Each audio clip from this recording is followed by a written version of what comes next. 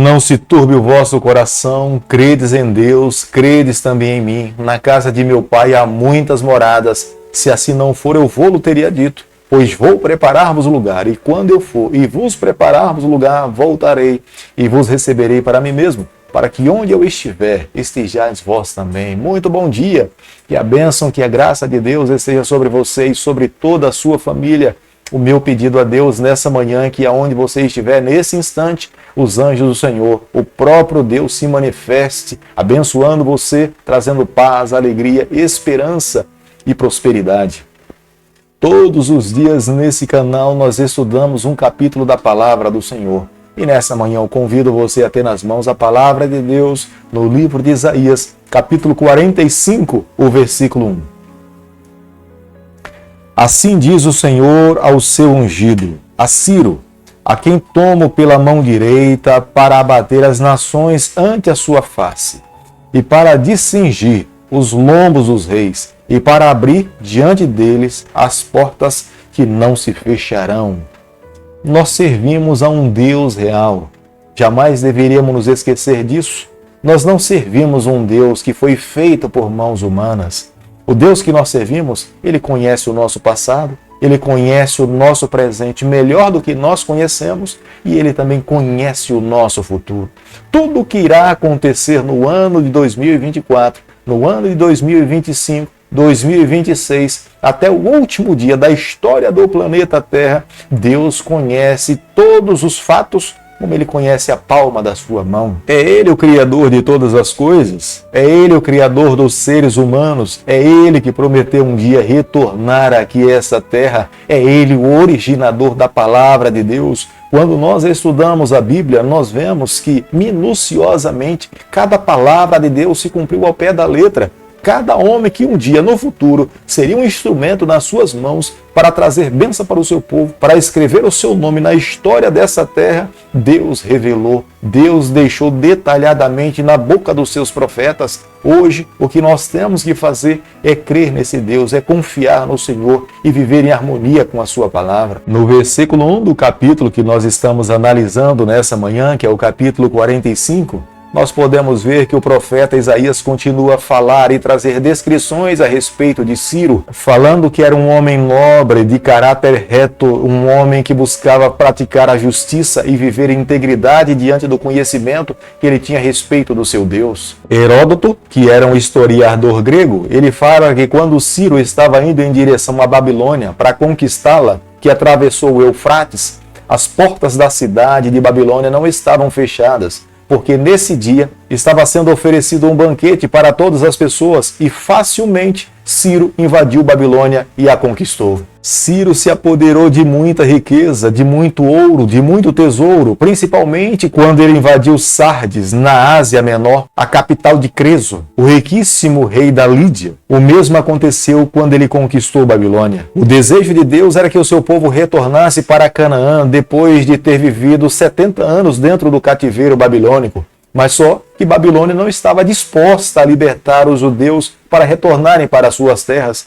Para que isso pudesse acontecer, Deus levantou e formou um povo muito mais forte do que o Império Babilônico. E esse povo foi liderado por Ciro. Somente através do poder de Deus, todas as profecias são possíveis e elas se cumprem. Foi por meio da influência de Ciro que todos os povos da época conseguiram ouvir a falar a respeito de Deus, porque o povo de Deus foi liberto. Mas Ciro teve nas mãos essa responsabilidade. Ele foi um instrumento nas mãos do Senhor e o povo de Deus foi abençoado. Isaías capítulo 45, versículo 7, a Bíblia diz o seguinte: Eu formo a luz, eu crio as trevas, faço a paz, eu crio o mal. Eu, Senhor, faço todas as coisas.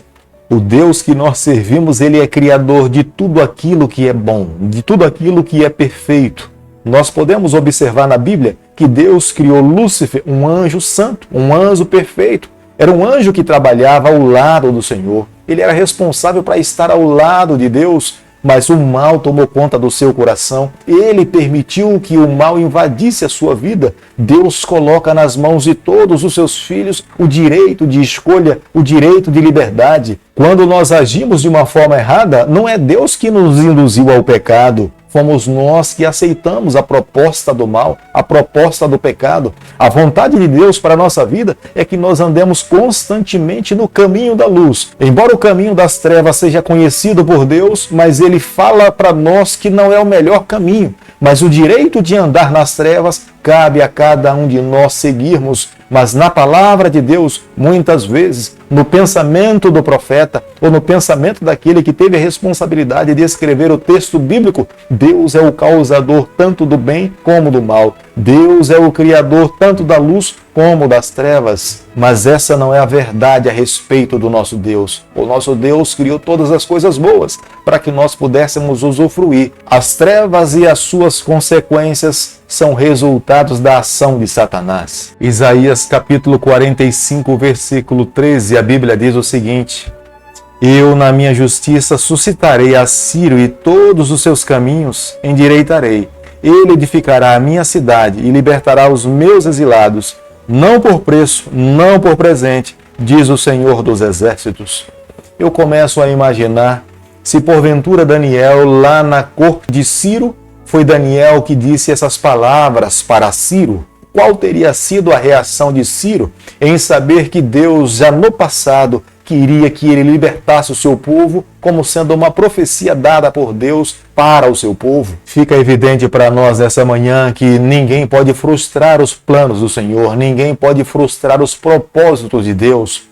Quando Deus determina, quando Deus abre a sua boca, o que nos cabe é ouvir e atender ao seu pedido. Nós não temos como ir de encontro à vontade de Deus. Nós temos que ser um instrumento para que a vontade de Deus possa se cumprir na nossa vida e na vida de outras pessoas. Embora o Deus que nós servimos, ele se caracteriza como sendo um Deus misterioso, nós não conseguimos entender todas as ações desse Deus. Mas o que nos cabe a cada dia é aceitar a sua vontade, é viver em harmonia com o seu desejo. Aqueles que se colocam nessa condição são abençoados por Deus, mas aqueles que tentam se contrapor ao propósito de Deus, eles serão banidos pelo próprio Deus. Como nós podemos observar no versículo 17, o plano de Deus, depois que o seu povo retornasse para Canaã, era que esse povo agora vivesse uma vida em lealdade a Deus. Jamais eles deveriam agora se curvar diante de outros deuses. Eles deveriam viver uma vida fiel, amar ao Senhor, seguir as orientações divinas. E tudo aquilo que Deus tinha prometido no passado, em abençoar, em proteger, em amparar, em fazer com que esse povo continuasse a representar o seu nome nessa terra, Deus estava disposto a cumprir ao pé da letra. Mas para que isso pudesse acontecer, era necessário que esse povo vivesse em fidelidade à aliança assumida com Deus. Os judeus que foram libertos por Ciro deveriam retornar para Canaã. Eles deveriam ter um coração agradecido a Deus. Eles deveriam celebrar pela libertação que Deus operou na vida deles. E eles jamais deveriam se voltar para outros deuses. A partir de então, eles deveriam viver exclusivamente para o Senhor. Se eles tomassem essa atitude, cada vez mais seriam abençoados por Deus, se tornariam uma nação invencível e representariam o nome de Deus nessa terra. O Deus que nós servimos é um Deus justo, é um Deus íntegro. Embora nós possamos conhecer, através da palavra de Deus, que Ele é o Deus da segunda chance, Ele é o Deus da graça, Ele é o Deus da misericórdia, mas nós não podemos brincar, porque um dia a sua justiça irá se cumprir sobre a vida de todos aqueles que estão nesse mundo. O tempo da graça chegará ao seu final. A graça de Deus não poderá mais atuar na vida do pecador. E quando então essa porta se fechar, o pecador não mais terá oportunidade de salvação. Mas enquanto essa porta está aberta, esse é o momento de nos voltarmos para Deus, deixarmos que a graça nos alcance e vivamos uma vida em fidelidade ao Senhor. Nenhum de nós poderemos um dia herdar a vida eterna sem Cristo. A salvação é uma prerrogativa exclusivamente de Deus e de Jesus Cristo. Se alguém deseja, se alguém planeja um dia herdar a vida eterna, tem que ser exclusivamente pela pessoa de Jesus. Hoje é o dia da salvação. Hoje é o dia de arrependermos dos nossos pecados. Hoje é o dia de abrirmos o nosso coração. Hoje é o dia de nos colocarmos nos braços do Senhor. Aquele que escolhe viver dessa forma tem a bênção de Deus. O seu nome é mantido no livro da vida. E quando ele retornar aqui a essa terra, todos nós seremos chamados pelo nosso próprio nome a estar com o nosso Deus e viver com ele eternamente.